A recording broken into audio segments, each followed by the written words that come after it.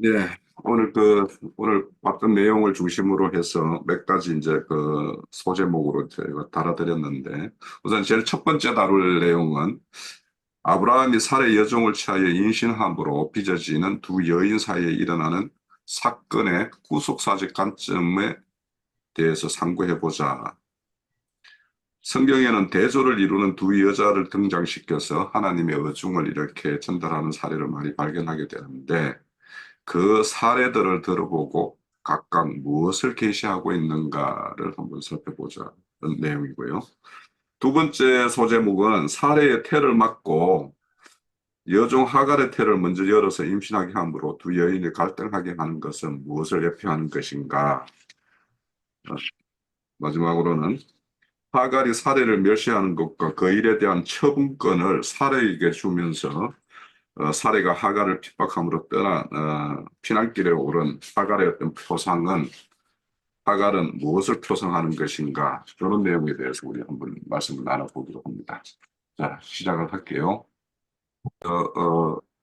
준비된 내용을 좀 말씀드릴 테니까 또 형제 자매님들이 참고하신 내용들을 이렇게 함께 전람할 수 있도록 그렇게 해주면 되겠고.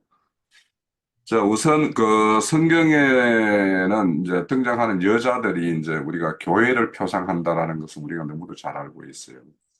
그런데 이제 보통 보면은 이제 두 여자를 이렇게 도조시켜가지고 겉으로 드러나는 어떤 모양은 이렇게 같을지언정 그 속 내용이 전혀 다르다라는 것을 우리에게 이제 이렇게 대조시켜서 이 땅에 있을 어떤 교회의 모습, 그러니까 참 신앙인의 모습과 종교인의 모습, 이런 것들을 이제 대조시키는 것이 큰 어떤 대별점이라고 생각이 돼요.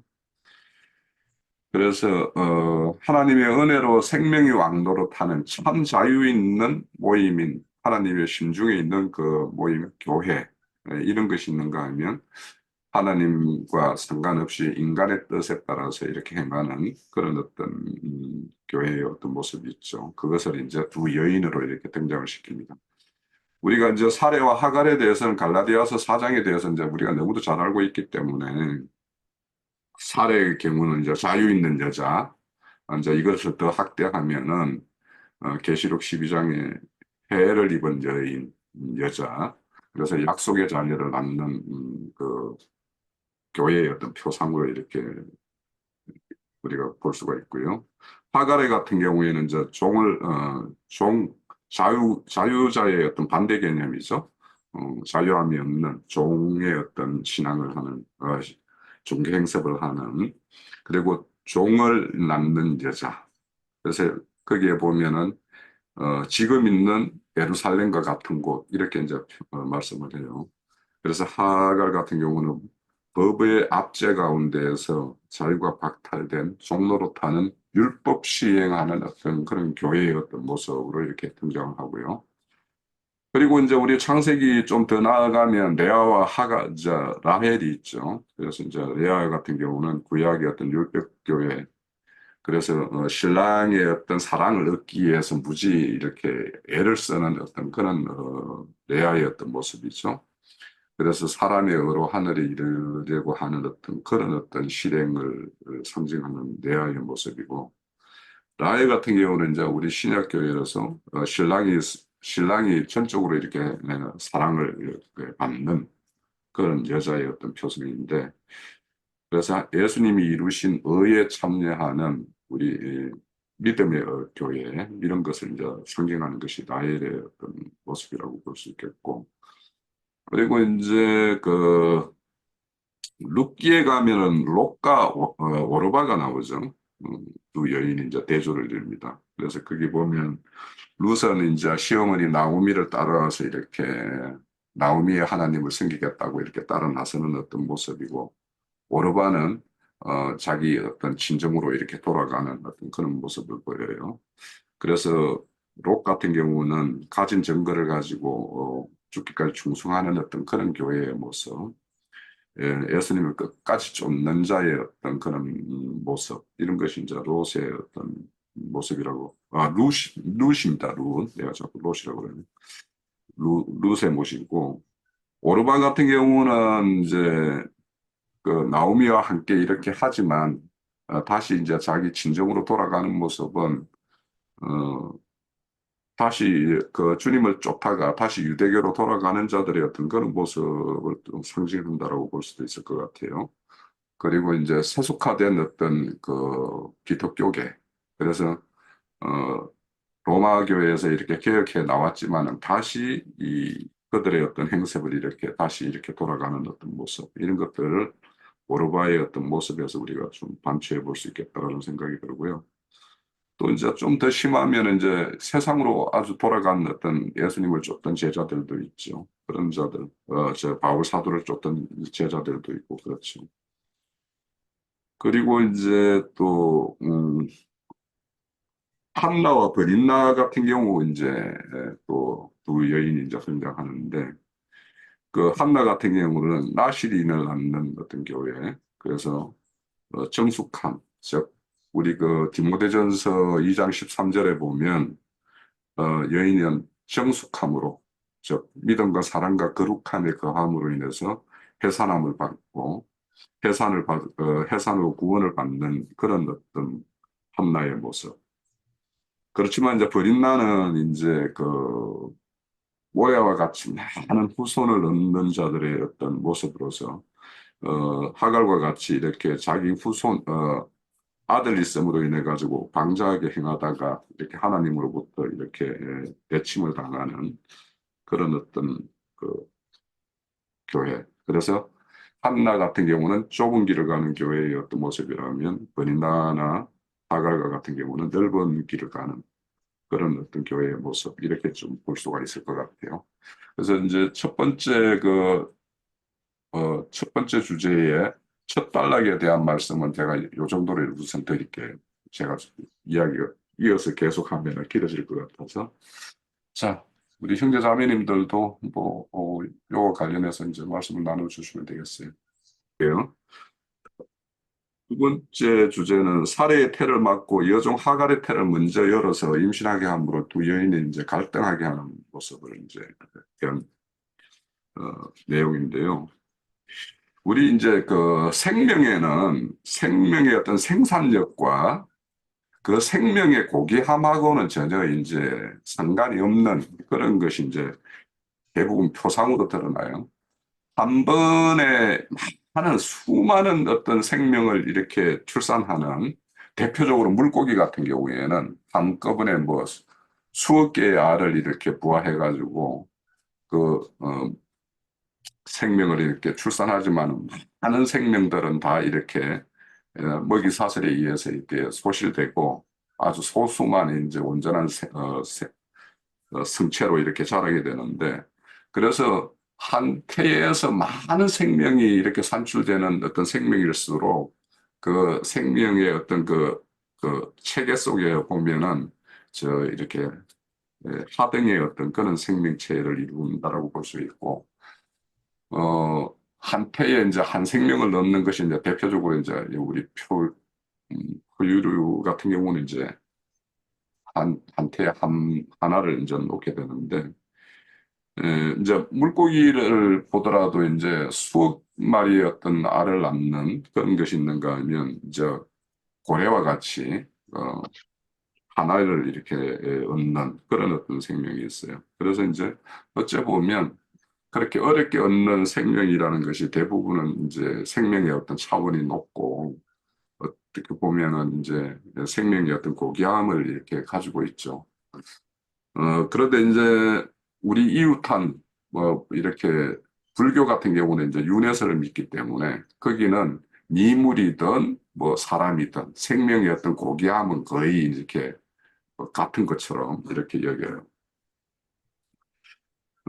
그런데 창조주 하나님의 말씀에 따른 어떤 생명은 그 존귀함이 이제 진차만별이죠. 그러니까 사람도 하나님에 의해서 어떻게 다듬어졌는가에 따라서 그 생명을 하나님이 기이 여기는 것과 천히 여기는 것이 전혀 다르죠. 그래서 이제 우리 말씀 중에 보면은 천이 쓸 그릇과 뭐 기이 쓸 그릇 뭐 이런 것들도 이제 말씀을 하시는데 그래서 오늘 여기에 보면 이제 사례 같은 경우에는 그렇게 태가 이렇게 수태하기가 그렇게 어려운데 이제 그 여종 하갈 같은 경우에는 그냥 아브라함과 이렇게 동침함으로 바로 이렇게 잉태돼 가지고 이 아들을 얻게 돼요.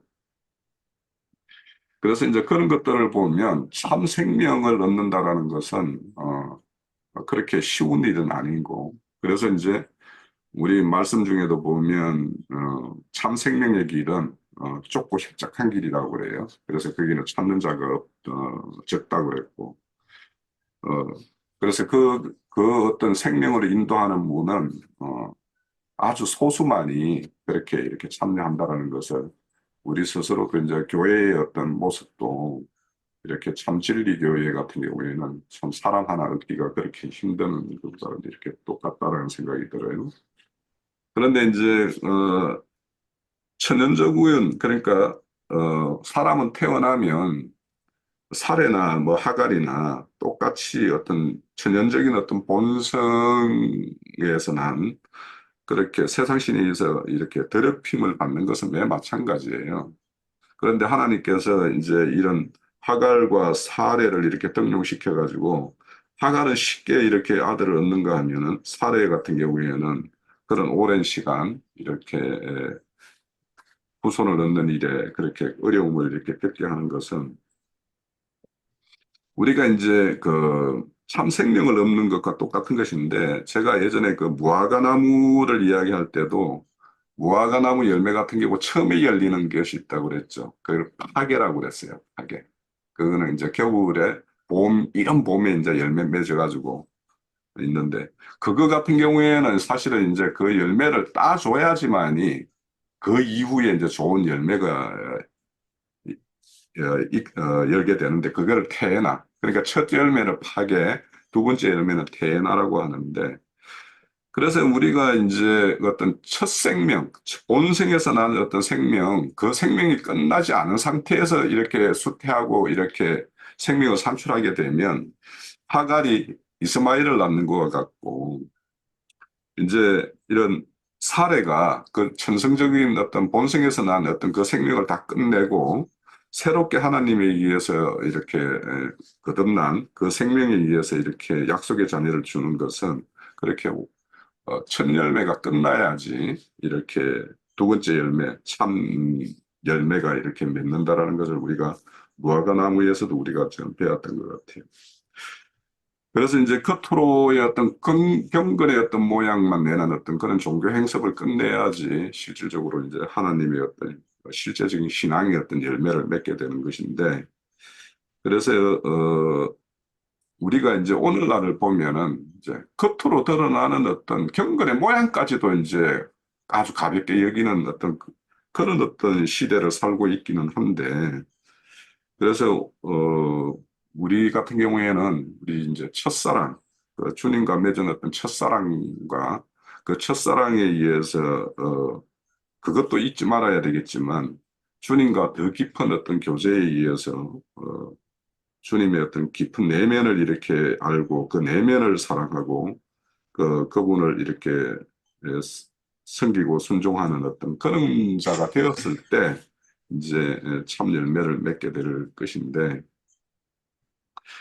에, 아무튼 이제 그 주님이 오셔서도 그 유대인들에게 열매 없고 입만 무성한 것에 대해서 이렇게 질책을 하셨죠. 그래서 우리가 이제 그 형식적인 제사만 드렸던 그들이 실질적인 하나님의 어떤 그 약속의 자녀인 예수님이 오셨을 때는 유대인들이 이렇게 거부하는 모습을 우리가 볼 수가 있어요. 그래서 이런 모양과 형식에 치우친 어떤 종교 행습을 끝내고 참 하나님을 아는 어떤 진리 지식을 배우고 진리 지식에 따라서 영으로 하나님을 모시고 사는 참 신앙인들, 이런 자들이 되었을 때 그 사람을 통해서 하나님의 어떤 생명의 역사는 일어나는 것이라는 것을 우리가 알 수가 있어요. 그래서 그 사라가 되는 어떤 그런 과정은 결국에는 디모데전서 우리가 늘 이제 2장 14절에 보면 여인들이 정숙함으로 믿음과 사랑과 거룩함이 거하면 이렇게 말씀하는데, 사실은 여기에서 나오는 믿음, 사랑, 거룩함이라는 게 다 예수님을 상징하죠. 그러니까 예수님의 거하면 해산함을 해산함으로 구원을 이룬다라고 그랬는데 이제 사례 같은 경우에도 처음에 이제 하나님의 약속을 주었을 때 그것을 이렇게 인간적인 생각으로 믿지를 못했죠. 그렇지만 이제 하나님이 그 사례의 어떤 태도를 보고 이렇게 책망했을 때 사례가 돌이키고 그 하나님이 주신 그 약속을 믿음으로 인해서 이 약속의 자녀를 얻게 돼요. 그래서 우리가 이렇게 그 사례가 이렇게 아들을 얻기까지 그 가정들을 이렇게 생각을 해보면 우리가 이제 교회를 통해서 우리 스스로의 어떤 구원을 이루는 문제도 있지만 교회를 통해서 더 많은 사람들의 어떤 구원을 이루는 그 일을 이렇게 우리가 감당하기까지는 이런 어떤 생명에 잉태할 수 있는 그런 우리 스스로의 어떤 모습과 우리가 이루고 있는 교회의 모습 이런 것들이 그렇게 약속의 자녀를 낳을 수 있는 사례가 살아가 된 어떤 그런 어떤 생명의 전환이 우리에게는 반드시 있어야지만이 우리를 통해서 우리가 이루는 교회를 통해서 이렇게 생명의 역사는 있을 것이다 이런 생각을 했습니다. 예.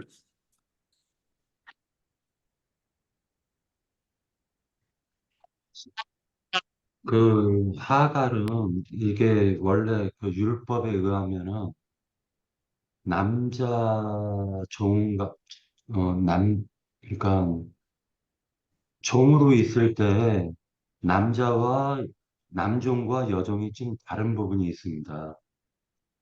그 대표적인 예가 남종은 해방이 될 수가 있어요. 남종은.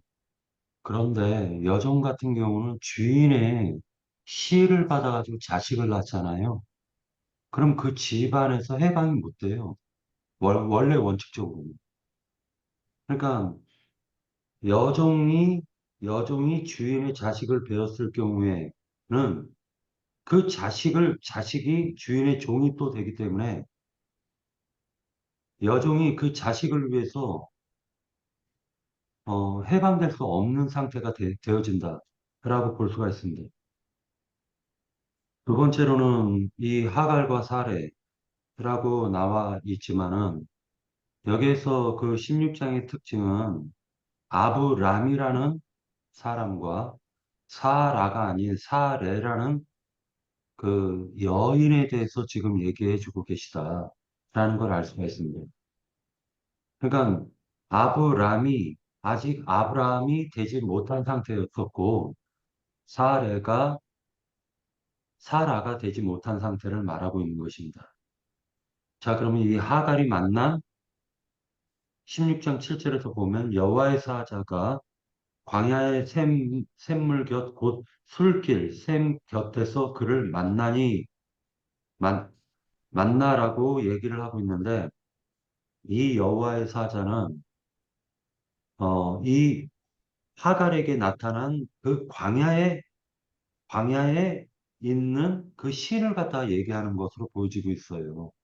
그래서 여호와의 사자라고 얘기를 하고 있지만은 실제로는 광야를 지배하고 있는 신이다. 즉, 마귀를 상징하고 있다라고 보여지고 있습니다. 자, 그런데 하갈이 그 자식을 낳게 되는데 그 자식이 10절에 보면 여호와의 사자가 또 그에게 이르되 내가 내 씨를 크게 번성하여 그 수가 많아 셀 수 없게 하리라 라고 얘기를 하고 있습니다. 그러니까 이것은 육적인 하나님, 즉 육신으로 믿는 하나님을 얘기하고 있는 것이기 때문에 실상은 하나님을 가장한 마귀였다라는 걸 알 수가 있습니다. 기독교계는 기독교계가 영으로 하나님을 또한 진리로 하나님을 섬기는 것이 아니라 육신의 좋은 관점에서 하나님을 섬기고 있다는 거예요. 기독교계가. 그러니까 하갈은 이 기독교계를 상징하고 있는데 이게 종들의 말하자면 종의 씨들을 낳고 있는 것인데 이것은 땅의 방백들을 얘기하고 있고 하갈은 결국 이스마엘뿐만 아니라 열두 아들을 낳음으로 말미암아 땅의 방백과 땅의 왕족들을 낳는 걸 암시해주고 있다라고 볼 수가 있습니다. 그리고 하갈은 음녀를 상징하고 있기도 합니다. 왜 그러냐면 아브라함의 씨는 이스마엘밖에는 받지 못했고 그 외에 하갈은 그 애비가 없는 자식도 11명을 낳음으로 말미암아 12방백을 이루게 된다라는 걸 알 수가 있습니다. 자, 그러면 이 하갈이 만난 그 여호와의 사자라는 사자는 알고 보면 땅의 신 마귀였다라는 걸 알 수가 있는데, 그러니까 땅의 신 마귀일 가능성이 높다라는 걸 생각할 수가 있습니다. 그리고 이 하갈이 낳은 그 자식은 네 씨가 크게 번성한다라고 얘기하고 있는 이 하갈이 낳은 이 자식들은 결국 기독교계를 상징하고 있고 이 기독교계는 결국 재료로 하나님이 성전 재료로 쓸 수 있는 그러한 제목이 될 수도 있다. 왜? 먼저는 육적으로 하나님을 믿고 나중에는 영적으로 하나님을 섬길 수 있는 거듭남이라는 하나님의 놀라운 비밀이 숨겨져 있기 때문에 사람은 한번 나서 죽는 것이 정해져 있지만은 그 마음 속에 또는 그 가장 깊은 내면 속에 하나님을 담을 것이냐 아니면 세상 신 마귀를 담을 것이냐 이것을 결정해야 된다라는 걸 우리가 생각해 볼 수가 있습니다. 자, 하갈은 여종인데 사례의 몸종이면서 시종을 시를 받은 여종을 상징하고 있기 때문에 이 여종은 해방이 될 수가 없다라는 것입니다. 그래서 음녀인 이 여종이 결국 그 해방받을 수 없는 어, 공을 상징하고 있기 때문에 이것은 인간은 흙으로 티끌로 태어난 모든 인생은 한 번 저주받는 것은 정해져 있는 것이다라는 걸 알 수가 있습니다.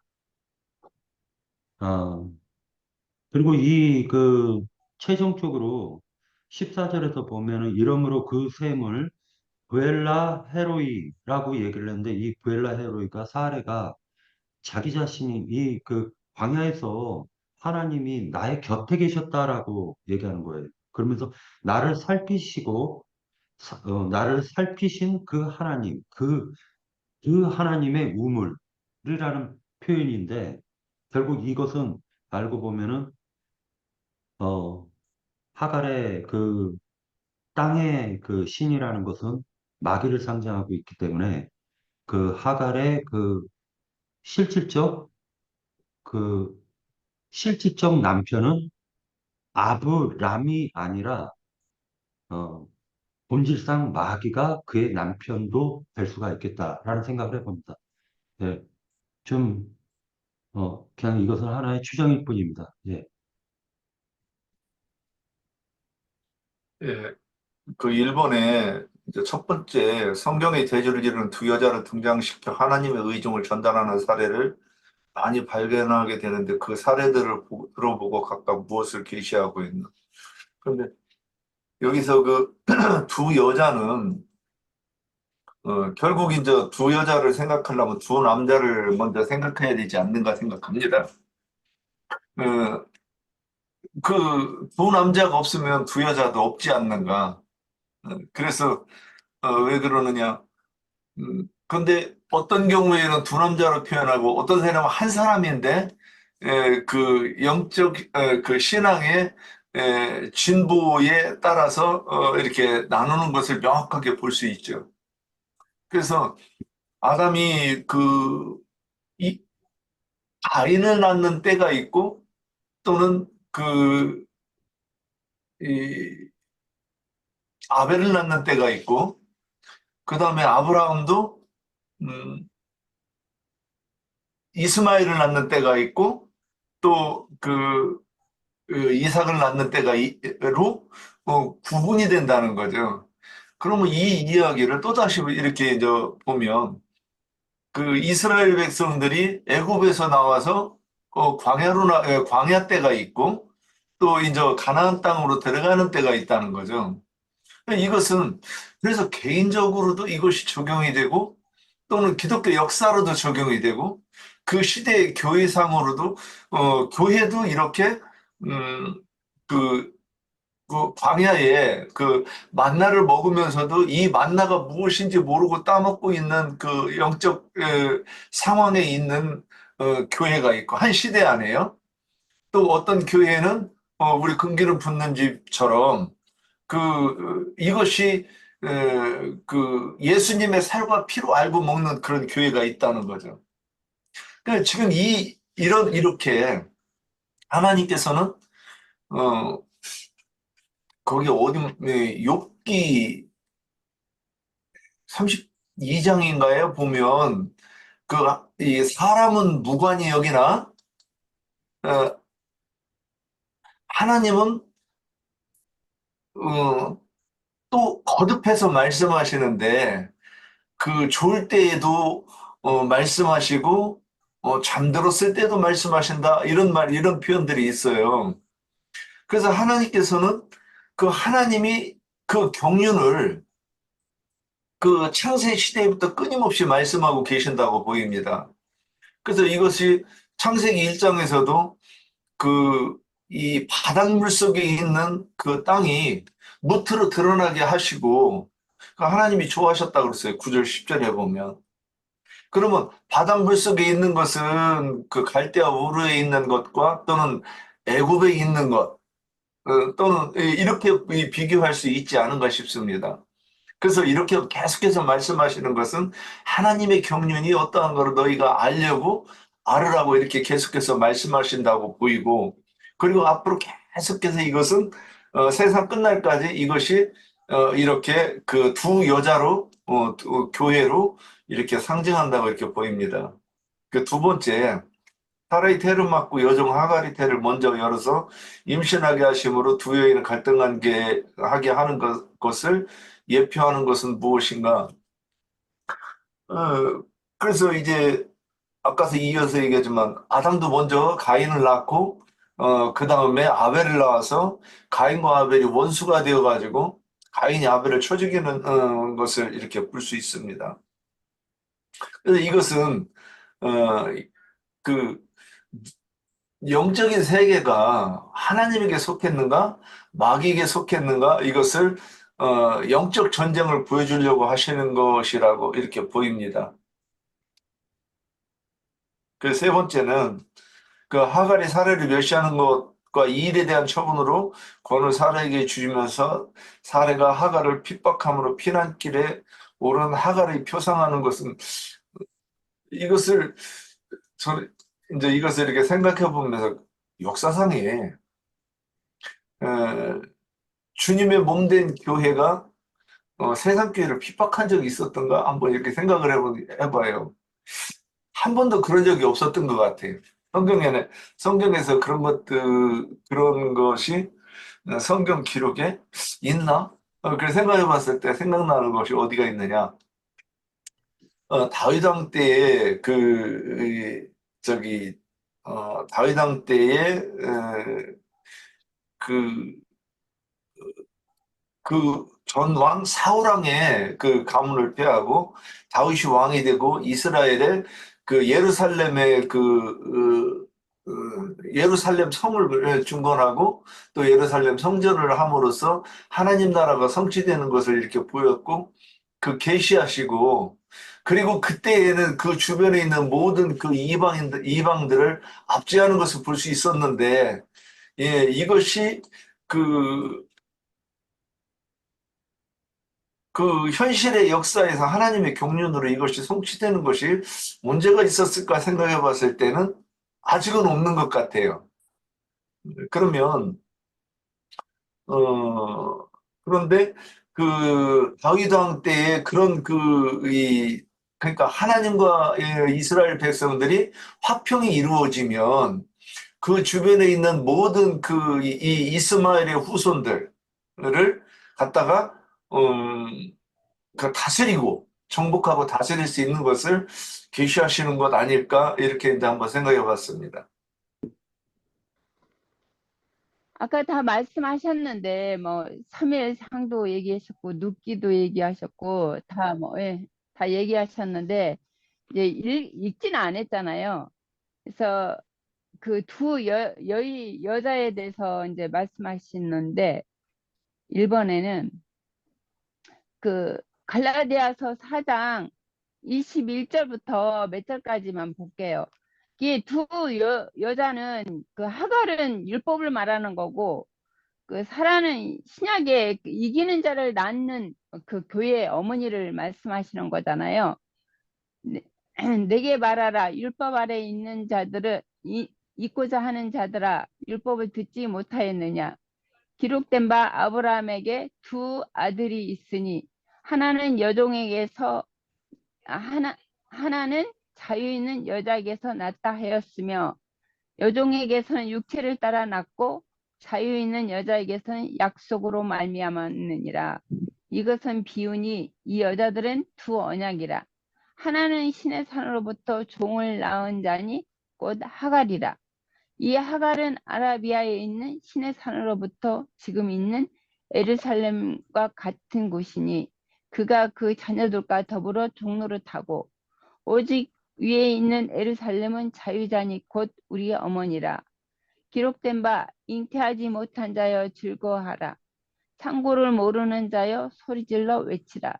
이는 홀로 사는 자의 자녀가 남편이 있는 자녀보다 많음이라 하였으니 형제들아 너희는 이삭과 같이 약속의 자녀라.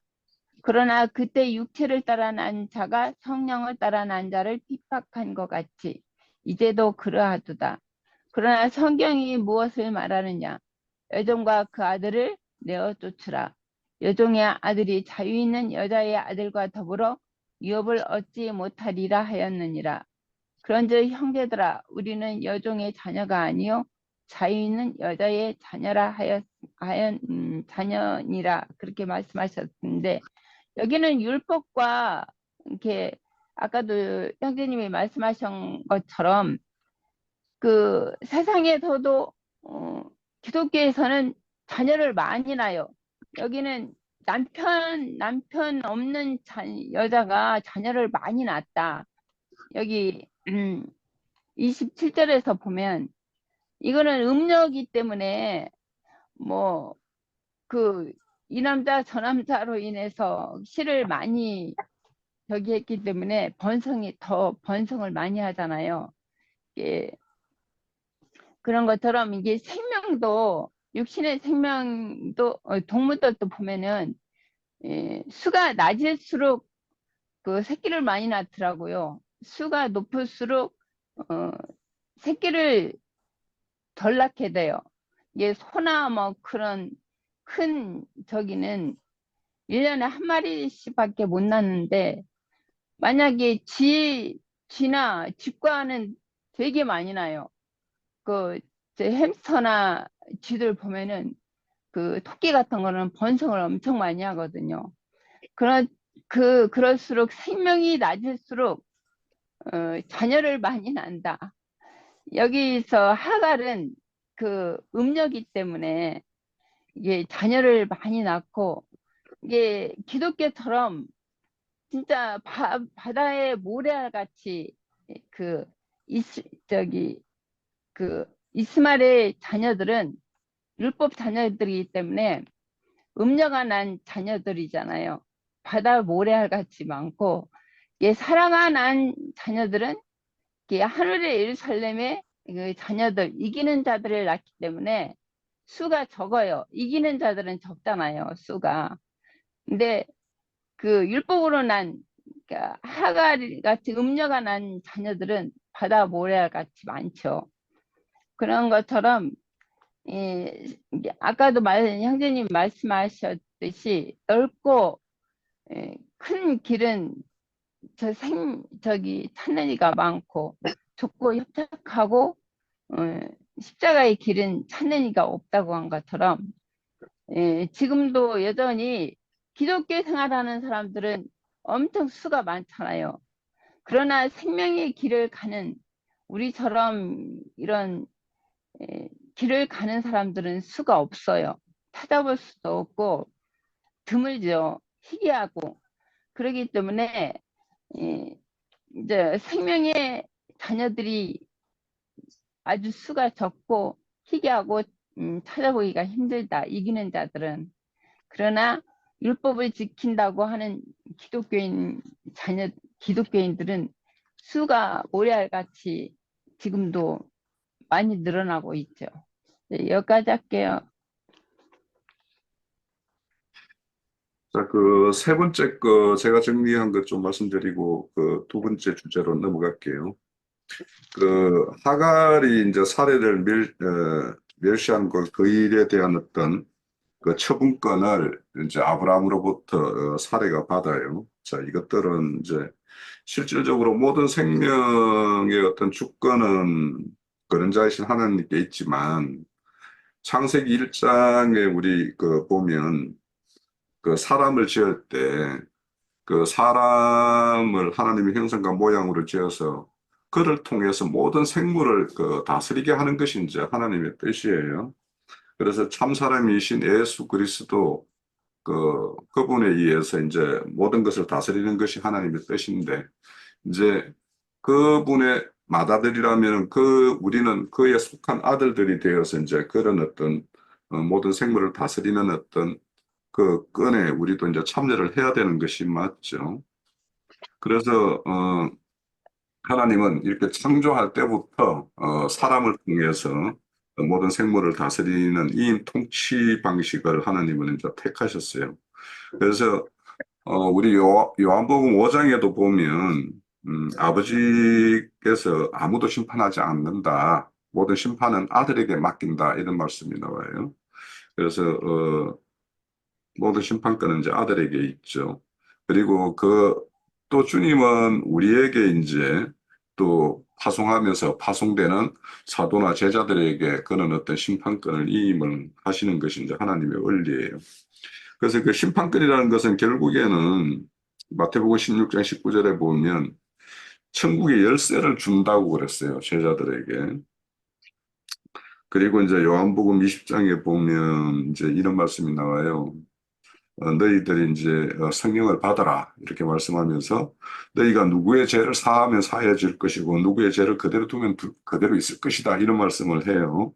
그러니까 실질적으로 이제 그 제자들에게 성령을 받은 제자들이 가서 말씀을 전했을 때 그 말씀을 영접하면 죄가 사해지고 그 말씀을 영접하지 않고 거부하면 결국에는 죄가 그대로 있게 되는 거죠. 그래서 그것이 이제 제자들이나 사도들에게 이제 주어진 천국 열쇠이고 그런 어떤 끈을 가지고 있게 되는데 이제 지금 이제 아까 이제 유영재님도 보면 이제 겉으로 보면 역사상에 주님의 어떤 속한 자들이 역사상에 그에 대적하는 자들을 이렇게 쫓아내고 핍박한 적이 있는가?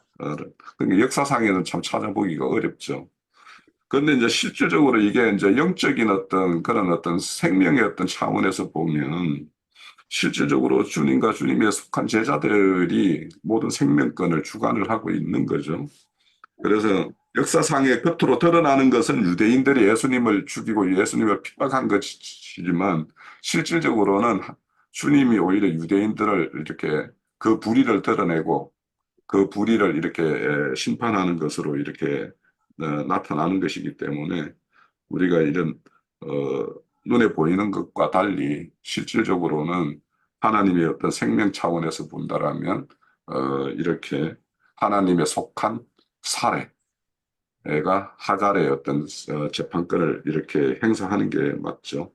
그런데 이제 여기 보면 이제 사례가 쫓아냈지만 하나님이 저 여호와가 하갈을 만나서 너 다시 사례로 찾아 들어가라 해가지고 사실은 이 내용으로 보면 이제 사례가 다시 하갈을 받아들인 거죠. 받아들여서 이제 이스마엘을 낳고 함께 이렇게 지내다가 뭐 또 21장인가 가면은 최종적으로 이스마엘이 이제 이삭을 이렇게 희롱하고 함으로 인해서 이제 뭐 완전히 이제 분리되는 어떤 그런 것으로 이제 연결되는데 그래서 우리가 이제 겉으로 이렇게 보면 예루살렘 종교인들이 베다니 마을에 문둥이총에 거하는 그 마리아, 마르다, 뭐 나사로를 이렇게 대표되는 자들을 핍박하는 것처럼 보이지만 그렇게 보이지만 실질적으로는 이제 어떤 생명의 차원에서 본다라면은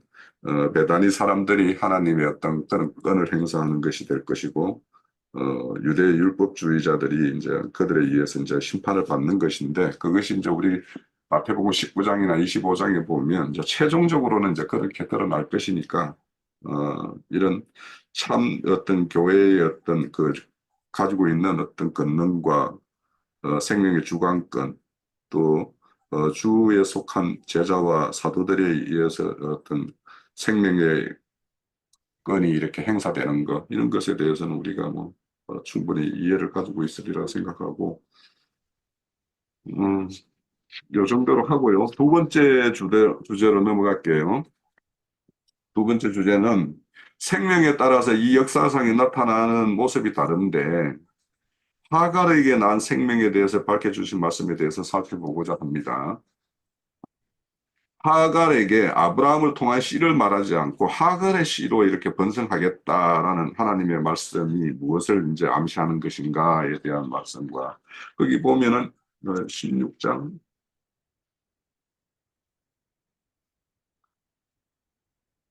몇째 절이 있나? 10절이요, 10절. 네, 10절에 있네요. 그죠? 네. 내가 내 씨로 크게 번성하겠다. 이런 말씀이 나와요. 그래서 이게 이제 실질적으로 다른 어떤 개혁 개정에는 좀 표현이 좀 다른 어떤 성경에는 번역이 약간 내용은 좀 다르더라고요. 그렇지만은 우리가 이런 의미에서 충분히 이렇게 살펴볼 의미가 있을 것 같아요. 제가 정리를 하다 보니까 그렇게 한번 살펴보기로 하고 두 번째는 이스마엘에게 들나귀와 같이 될 것이다라는 말씀을 하고 그 들나귀는 모든 사람과 서로 치고 침을 당하면서 살 것이라는 말씀의 어떤 의미가 오늘날 실제 역사상에 어떻게 드러나고 나타나는 건지 이거는 어떤 예언의 성취 내용에 대해서 살펴보기로 원합니다. 자, 시작을 할게요. 아까 윤영재님 두 번째 주제 말씀하시려다가 연결을 못했는데 먼저 하시죠.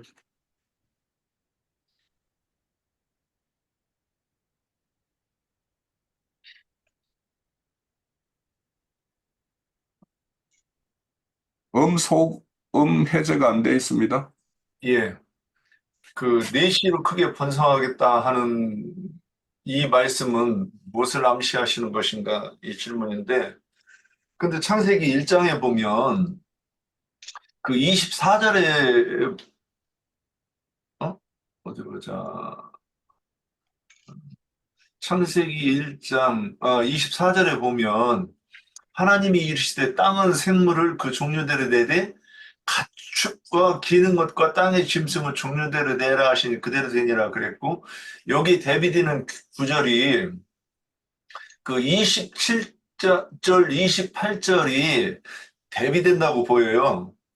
그래서 땅이 그 짐승을 내는 것과 그 27, 28절은 굳이 비유하자면 하늘에서 내는 사람에 대한 그 비유로 이렇게 보면 어떨까 싶어요. 그러면 땅은 짐승을 내고 그 27절, 28절은 하늘이 그 내는 사람에 대한 이야기가 아닐까 이렇게 이제 보고 그럼 요한복음 6장 45절, 46절에 보면 하늘이 낳는 사람은 어떤 사람인가 나옵니다. 그럼 뭐라고 나오느냐면 요한복음 6장 아버지 선지자의 글에 그들이 다 하나님의 가르치심을 받으리라 기록되었은즉 아버지께 듣고 배운 사람마다 내게로 오느니라 이렇게 돼 있어요. 그러니까 이는 아버지를 본 자가 있다는 것이 아니라 오직 하나님에게서 온 자만 아버지를 보았느니라. 이거 뭐 이제 이 부절도 이렇게 좀 깊이 말씀하려면 깊이 시간이 많이 걸리는 얘기일 텐데. 그래서 하갈은 지금 아브라함이 그 할례를 받기 이전에 육신의 사람으로서 신앙생활을 하는 그 영적인 수준을 얘기하는 거죠. 그래서 그때에는 율법 아래 매여 있는 그 교회를 그러니까 하갈이라는 여자는 율법 아래 매여 있는 그 종교 생활을 하는 그 교회를 상징하는 거니까 그러면 거기서 그 씨가 먼저 그 땅이 하나님의 창조의 사역에서도 땅이 가축을 많이 내고 그것들도 생육하고 번성하는 게 하나님의 뜻이에요.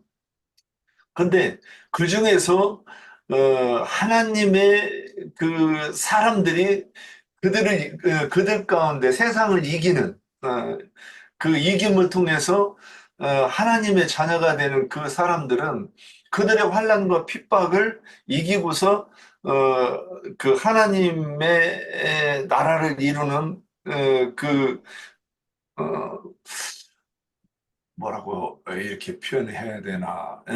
그러니까 사례는 하늘의 예루살렘이라고 하였고 사례의 자손은 히브리서에서는 뭐라고 되어 있느냐면 장자들이 총이며 하늘에 앉혀진 자들이 모임이라고 이렇게 표현이 되어 있다는 거죠.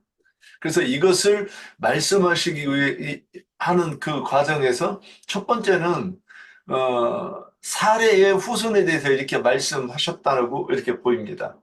그리고 두 번째는 이스마엘에게 들나귀 같이 된다고 하셨는데 혹시 동물의 왕국 같은 거 이렇게 보시면 이게 이제 모든 것은 먼저 표상으로 다 이렇게 보이는 이렇게 먼저 돼 있어요. 들나귀가 어떤 것인가를 음, 이 옛날 사람은 이제 뭐 이런 거 모르겠는데 요즘 우리는 TV 다큐멘터리 같은 거 이렇게 보면 이제 이런 게 나와요. 근데 들나귀가 보면요. 그 우리가 표상으로 봐도 저 풀막대 안 뜯어먹는 저 약간 그 들나귀는 이빨도 없고 뭐 이 그 뿔도 없고 그렇잖아요. 자기를 지킬 게 없는 것 같은데 안 그래요. 들나귀는 뒷발질이 굉장히 강해서 사자가 들나귀를 그 얼룩말이나 이런 거를 사냥을 하다가 잘못하면 머리가 깨져 죽습니다. 어떻게? 뒷발질을 하면 그 거기에 머리가 맞으면 갈비가 부러지고 다리가 부러지고 머리가 깨져버려요. 그리고 그 저기 하이에나 이런 것들이 그 들나귀를 사냥하려고 하니까 들나귀가 그 자기 새끼를 건드리니까는 쫓아가가지고 물어버리더라고. 그 당나귀가 무는 힘이 엄청나게 세다는 거예요. 근데 그 하이에나 머리를 물어가지고 흔드는 그런 거를 이렇게 보면 와 그런데 그렇게 그 이 성격이 거칠어요. 근데 이제 성경은 뭐라고 돼 있느냐면 그 사도 바울이 예수님이 말씀하시길 사도행전 26장 10절 14절에서 보면 그 이제 그 다메섹 도상에서 큰 빛이 비췄는데 거기서 이제 그 들리는 소리가 우리가 다 땅에 엎드러짐에 내가 소리를 들으니 히브리 말로 이르되 사울아 사울아 내가 어찌하여 나를 박해하느냐 가시체를 뒷발질하기가 네게 고생이니라 그랬는데 여기서 뒷발질하는 그 이 들나귀를 이렇게 저는 표현됐다고 이렇게 보이는 거예요. 그래서 그 율법의 매인자들은 그 저기 음, 주님의 제자들과 또 주님도 박해했고 주님도 배척하고 박해했죠. 그리고 또 그 제자들을 박해하고 배척을 했어요. 그래서 그렇게 그 죽이고 박해하고 죽이는 모습이지만은 결국에는 이기는 것 같고 그 뒷발질로 이렇게 그 찼다고 생각을 했는데 사실은 그것이 이기는 것이 아니라 그것이 오히려 그럼에도 불구하고 그것이 주님 앞에 꺾여야 되는 그러니까 우리가 자기를 부인한다 그랬는데 그게 결국 자기를 부인하는 게 다른 말로 회개하는 말이다 저는 이렇게 이해하는데 여기서 결국 주님 앞에서 회개하고 돌이켜야 되는 그 문제라고 그래서 육신의 신앙을 가지고 네가 끝까지 가면 안 된다 이것을 말씀하시는 것 아닌가 이렇게 보았습니다. 네, 여기까지입니다. 창세, 네, 말씀하세요. 아니, 내가 녹화는 네, 못 넣고. 네. 네. 결과적으로는 어떻게 되냐면은 이 할례 받기 전 아브람과 할례 받기 전 할례 받기 전 아브람과 사례란 말이에요. 그러니까 실제로 이 아브람은 하갈과 마주보고 섰지만은 실제로 자기 아내는 될 수가 없었다. 하갈은. 하갈은 마주는 봤어요. 마주는 봤는데 실제 배필은 아브라함의 배필은 사라였기 때문에 하나님께서 이제 할례를 그를 시키고 난 이후에 어, 정확하게 그 사라를 통해 가지고 어, 애를 갖게 만드는 역사가 이루어진다. 그 다음에 이제 하갈에게 아브라함을 통해 씨를 말하지 않고 하갈의 씨로 크게 번성하게 하겠다라고 약속한 것은 아까 얘기했던 것처럼 그 율법 제사장을 통해서 낳은 그 자식들, 종교인들이 세상 가운데는 더 많다. 그리고 이제 이스마엘의 그 들나귀 같다라고 얘기했는데 공동 번역에서는 뭐라 얘기했냐면 이 이스마엘이 들나귀 같은데 넷다 형제건 누구건 다 아비건 들이받아버린다라는 거예요. 이렇게 번역이 그렇게 돼 있어요. 그러니까 다시 얘기해서 이 이스마엘은 레위 지파의 특징이 칼을 갖고 있다라는 거예요. 칼을 갖고 있어요. 그러니까 말씀은 맡았어. 말씀은 맡았는데 그 말씀을 죽이는 데 사용하더라는 거잖아요. 특징이. 레위 지파는 특징이 그거란 말이에요. 그런데 이 여기에서의 그 이스마엘이 들나귀 같다라고 하니까 결국 말씀은 받았는데 그 말씀 가지고 사람을 들이받아 죽이는 데 사용하는 거죠. 결국 사람을 들이받아 죽이는 데 사용하는 거예요. 그러니까 요 이스마엘은 결국에는 누구를 상징하고 있냐면은 육적 이스라엘을 상징하고 있다. 그리고 할례를 통해 가지고 낳은 사라가 낳은 이삭은 영적 이스라엘을 상징하는 것으로 보여진다. 라고 생각이 되고, 육적 이스라엘인 12방백인 그 이스마엘, 하갈과 그 하갈의 후손들과, 그리고 영적 이스라엘을 통해 가지고 낳은 그 12 하늘에 있는 그 장자들의 총회 교회를 통해 가지고 결국 하나님께서 이렇게 하실 것 같다라고 생각이 들었습니다. 예. 그 박경래님이 레위 지파가 그 말씀을 받았는데 그 칼로 죽이는데 사용한다 그랬는데 아까 들나귀가 이제 우리가 제가 가끔 이제 하여튼 묵상해 보니까 그런 것 같았어요. 들나귀도 초식 동물이에요. 그리고 이 뒤새김질을 잘해요. 근데 이 동물이 굽이 안 갈라졌잖아요. 근데 이제 돼지하고는 거꾸로예요. 돼지는 풀도 안 먹고 뒤새김질도 않는데 굽이 갈라졌으니까 외식을 하는 걸로 나타난단 말이에요. 근데 이 들나귀는 그 풀도 먹고 뒤새김질도 하는데 굽이 안 갈라졌으니까 이건 거꾸로 뭐냐면 이제 염소하고도 비슷한 그런 동물이죠. 그래서 아직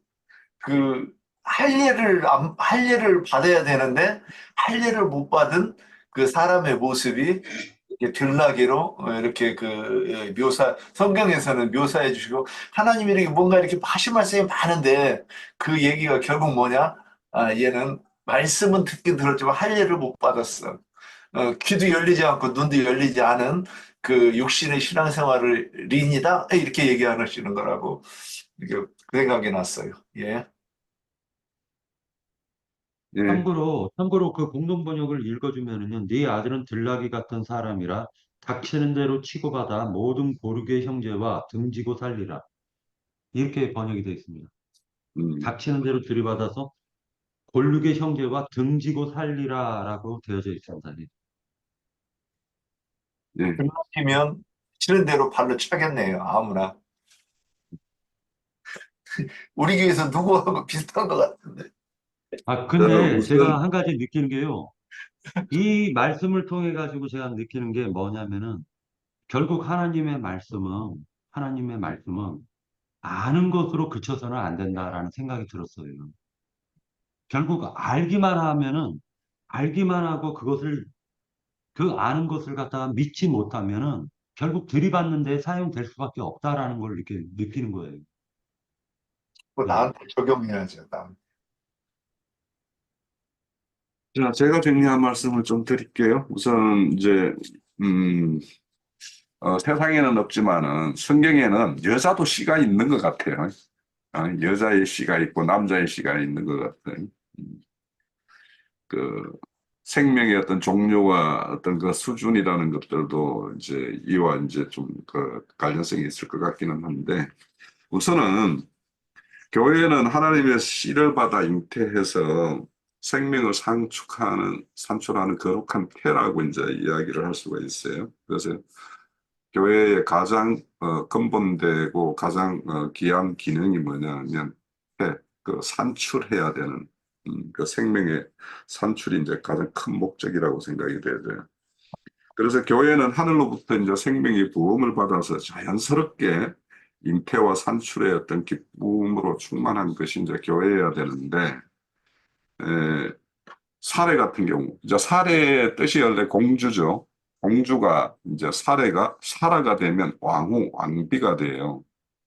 그래서 실질적으로는 사례일 때는 온전한 어떤 생명의 어떤 그런 잉태할 어떤 수준이 아닌, 그래서 사라가 되었을 때 이제 마침내 하늘의 어떤 그 씨 생명을 이렇게 받아서 발휘할 수 있는 어떤 그런 터전이 된다라고 우리가 볼 수가 있을 것 같은데, 그런데 이제 이에 반해서 이렇게 이제 자연스러운 어떤 생명 순리에 의해서 이렇게 생명이 산출되는 것과 이제 하갈과 같이 인간의 어떤 깨나 인간의 노력에 의해서 이렇게 생명이 산출되는 것, 그것은 이제 대표적으로 이제 종교인들의 어떤 노력 이런 것들이라고 이제 볼 수가 있을 것 같은데요.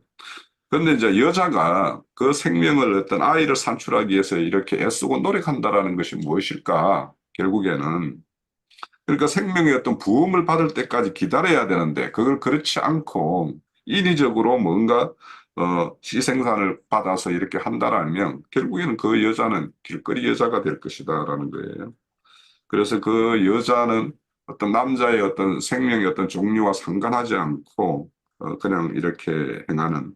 그래서 에스겔서 우리 저기 선지서 16장에 보면 모든 지나가는 자들 앞에서 다리를 벌려서 막 이렇게 음행하고 하체를 큰 이웃 나라 애국 사람과도 음행하고 또 그래도 음욕이 차지 않아서 이제 아수르인들과 이렇게 음행하고 그래도 그게 또 부족해가지고 장사치들인 그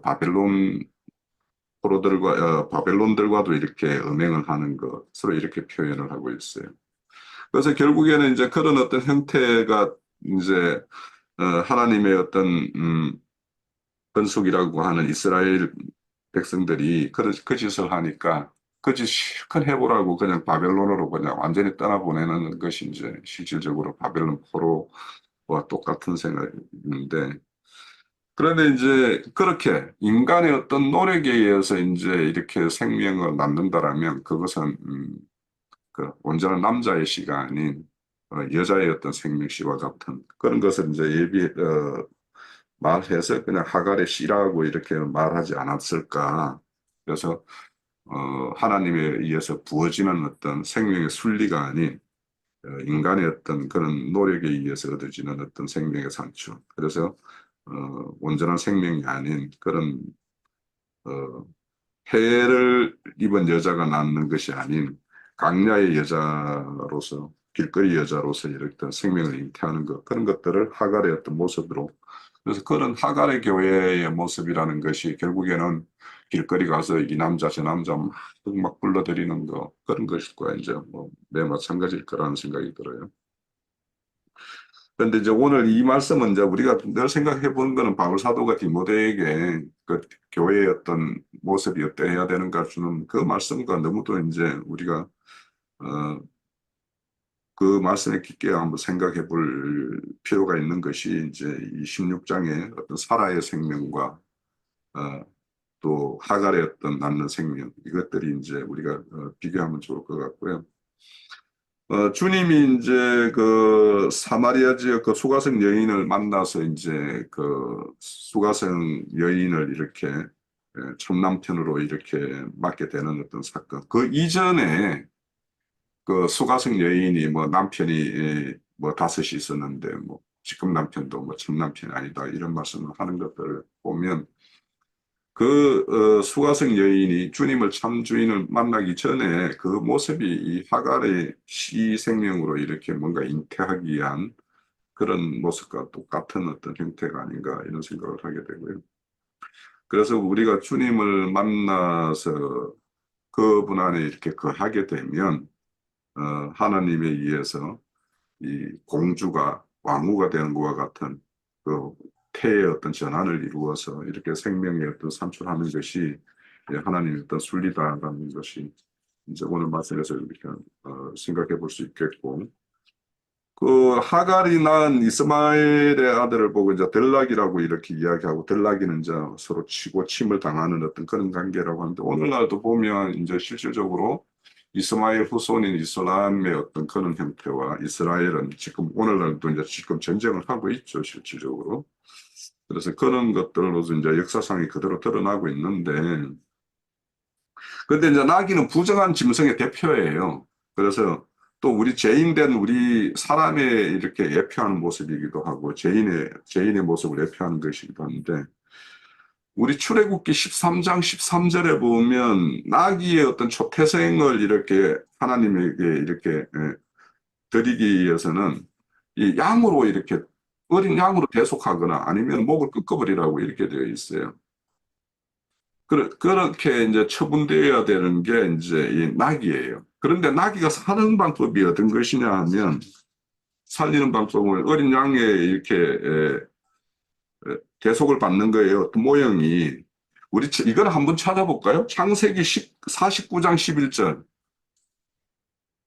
이 유다에 대한 어떤 그 야곱이 아들들을 축복하는 말씀 가운데, 유다를 축복하는 말씀 가운데 49장 11절에 보면, 그의 나귀를 포도원에 매며 그의 암나귀 새끼들을 아름다운 포도나무에 맬 것이며 또 그 옷을 포도주에 빨며 그의 복장을 포도주의 즙에 빨리로다, 이렇게 말씀이 나와요. 여기 이제 이 나귀가 사는 거는 바로 이 포도나무인 여기 위에 보면 이제 바로 실로라고 표현되는, 그러니까 포도나무에 매여 있는 길들인 나귀가 되면 사는 길이 열려요. 그러니까 이 유다의 어떤 축복, 실로가 오시면 이렇게 반드시 죽어야 될 나귀들을 살리는 일을 하실 것이라는 것이 이제 유다에게 주어진 어떤 축복의 내용이에요. 그래서 이런 어떤 덜나귀는 반드시 주인을 만나서 이렇게 그에게 붙들려서 매인바가 되어야지 사는 길이 열리는 거예요. 우리가 이제 이런 것들을 무시하고, 그러니까 덜나귀가 되었다, 그러니까 주인에게 풀림, 망아지가 되었다, 이런 게 되면, 덜나귀가 되면 덜나귀 짓을 해요. 그럼 덜나귀는 반드시 집나귀를 집적거리고 괴롭히게 되어 있어요. 그래서 오늘날에도 이제 이 예언의 말씀대로 이스마엘 후손과 이삭의 후손인 이스라엘 민족과 그 이스마엘 후손이 오늘날도 이제 역사상에 지금도 이제 이란과 이스라엘이 뭐 전쟁을 하네 마네 막 이러죠. 그런 것과 같이 이 중동 지역에 이제 역사상에도 이제 이렇게 일어나고, 우리가 이제 영적인 세계에도 그런 어떤 하나님의 온전한 어떤 그런 믿음 가운데 있는 자들과 그 곁길로 가 있는 자들은 늘 이렇게 다툴 수밖에 없고, 그래서 이런 어떤 주님의 길을 가는 어떤 소수의 어떤 작은 무리들은 그 큰 무리를 이루는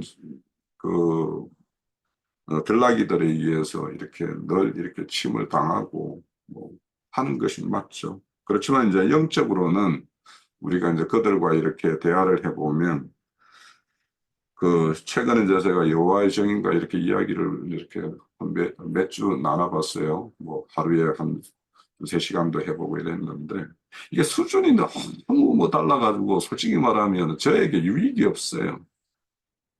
오히려 이제 그래서 제가 당분간은 좀 다음 기회를 보자라고 하고 말았는데 이처럼 이제 그들 나름대로의 어떤 하나님에게 충성되는 일을 한다라고 하면서 저한테 막 이렇게 여러 말을 하는데 그 말을 듣고 있으면 제 심사가 이렇게 편하지가 않아서 그것도 하나의 이런 어떤 침을 당하는 것 같고 막 3대1로 했었는데 그래서 당분간은 이제 좀 쉬기로 했었는데 이게 영적인 역사나 육적인 역사상에 그것이 있는 예언대로 뜰나기들과 집나기는 반드시 이렇게 서로 다툼이 있을 수밖에 없고 그들로부터 이렇게 해를 받거나 하는 것이 있을 수밖에 없다라는 것이 이제 확인되는 어떤 시대로 우리가 살고 있는 것 같아요.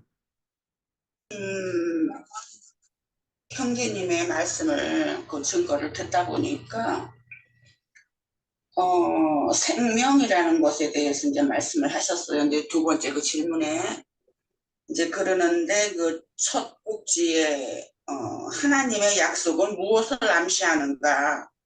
하갈의 시로 번성하게 하는 것은 그러니까는 우리가 간단하게 생각을 한다면 하갈은 종의 신분이잖아요. 그러니까 종의 씨가 번식을 하는 거죠.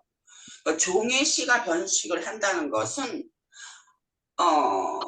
종은 종을 낳고 하는 것이 기업이라는 것을 받을 수가 없는 거잖아요. 그러니까 하나님의 기업을 받을 수가 없는 종의 신분으로 계속 버림받은 그러한 하나님과는 관계가 없는 버림받은 그러한 위치가 아닌가. 그것이 하나님의 약속이 아닐까 하는 것으로 이렇게 암시가 되어진 것이 아닌가 하는 것. 그랬기 때문에 종이라는 것은 우리가 그 9절에 보면 내 여주인에게로 돌아가서 그 수하에 복종하라. 그 주인한테 복종을 하면 그나마도 종으로서의 어떠한 평강이랄까 아니면 안식이 있을 수는 있겠지만 하갈은 광야로 도망을 나왔잖아요. 그러니까는 너는 그나마도 광야에서 헤매지 말고 네 여주인한테 가서 다시 복종을 하는 그런 삶을 가져라 하지만 결국은 그의 결과는 어떻게 되냐 하면은 서로 치고받는 그러한 것에 조상이 되잖아요. 하갈이. 왜냐하면 그 씨로 번성을 했으니까. 그랬기 때문에 하나님의 약속은 결국은 그러니까 하나님과 관계가 없는 종의 신분에 있을 것을 명시하는 것이고, 두 번째 것은 낙이라는 것은 들낙이나 쥐낙이나 낙이라는 것은 목이 곧은 것을 상징을 하는 것이잖아요. 그러니까는 하나님과는 상관없이 자기의 생명을, 자기의 생각을, 자기의 어떠함을 내세우고 이 목이 곧아갖고 꺾어질 줄을 모르는 것이 낙이의 어떠한 생명이라는 것으로 우리가 배워왔어요. 그랬기 때문에 모든 사람을 치고받고 하면서 한다는 것은 결국은 하나님께 순종하는 마음은 전혀 없고 꺾어질지도 모르고 그런데다가 종의 신분에다가 그러니까 하늘의 기업하고는 전혀 상관이 없는 그러한 사람들로서 땅의 기업을 땅에 치고받고 하면서 땅을 차지하려고 하는 그의 생명인 것이다. 12방백이 있지만 땅을 차지하려고 하는 그의 생명인 것이고 땅을 차지하는 그 생명은 결국 마귀에 속한 것이다 하는 것으로 그렇게 봐지네요. 네, 여기까지 하겠습니다.